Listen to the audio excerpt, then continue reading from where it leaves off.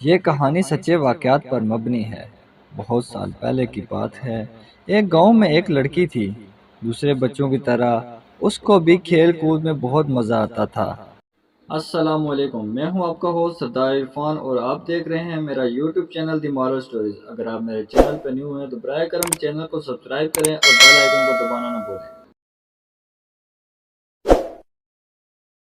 اور بچے تو کسی کی سنتے ہی نہیں ہیں۔ تیز بارش ہو یا تیز دھوپ، بچوں کو تو بس کھیلنے سے ہی مطلب ہوتا ہے۔ سخت گرمیوں کا موسم تھا اور دوپہر کا وقت تھا۔ نور اپنی کزن شبانہ کے ساتھ ایک جگہ گئی جہاں وہ ہمیشہ کھیلنے جاتے تھے۔ وہ جگہ ان کے گھر سے تھوڑے ہی دور تھی اور وہاں پر ایک درخت تھا جہاں پر بچوں نے کھیلنے کے لیے ایک جھولا لگایا ہوا تھا۔ ویسے تو اس درخت کے پاس ہمیشہ ہی لڑکیاں موجود ہوتی تھیں، پر آج جیسے ہی نور اور اس کی کزن وہاں گئے تو وہاں پر کوئی بھی نہیں تھا۔ تو انہوں نے کہا چلو اچھا ہے، آج ہم خود ہی مزہ کریں گے۔ اور نور جلدی سے جا کر جھولے پر بیٹھ گئی اور اس بات پر شبانہ کو بہت غصہ آیا۔ شبانہ نے نور سے کہا پہلے مجھے بیٹھنے دو، پر نور نے اسے نہیں بیٹھنے دیا اور شبانہ غصے میں چلی گئی۔ نور کو یہ احساس ہی نہیں ہوا کہ وہ اب اکیلی رہ گئی ہے۔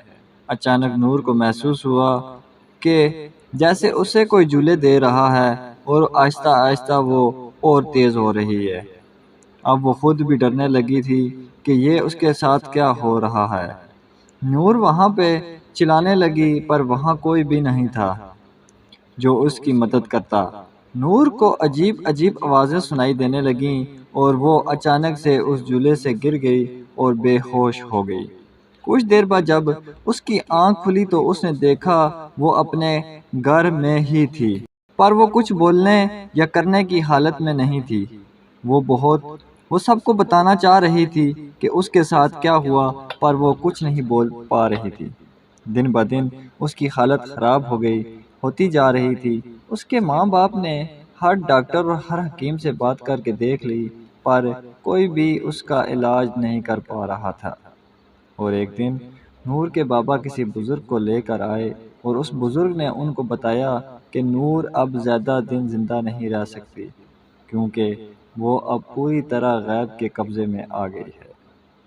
پھر بھی بزرگ نے اپنی طرف سے پوری کوشش کر لی کہ وہ نور کو بچا لیں، پر کچھ دن بعد پتہ چلا کہ نور اب اس دنیا میں نہیں۔ سننے میں کچھ یوں آ رہا تھا کہ مرنے سے کچھ دیر پہلے نور مکمل ٹھیک ہو گئی تھی اور اس نے اپنی ماں کو سب کچھ بتایا جو کچھ بھی اس کے ساتھ ہوا تھا۔ اور آخری بات جو اس نے بتائی وہ یہ تھی کہ کوئی اس کے کان میں روز کہتا تھا کہ موت کا کوئی علاج نہیں۔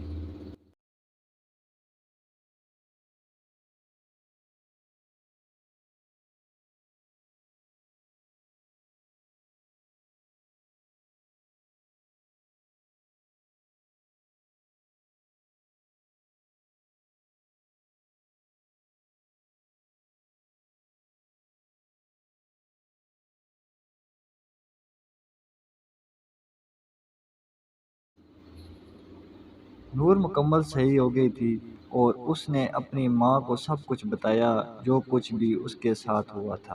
اور آخری بات جو اس نے بتائی وہ یہ تھی کہ کوئی اس کے کان میں روز کہتا تھا کہ موت کا کوئی علاج نہیں۔ امید ہے سب کو سٹوری پسند آئی ہوگی۔ ہمارے ساتھ جڑے رہیے، اپنا خیال رکھیے گا۔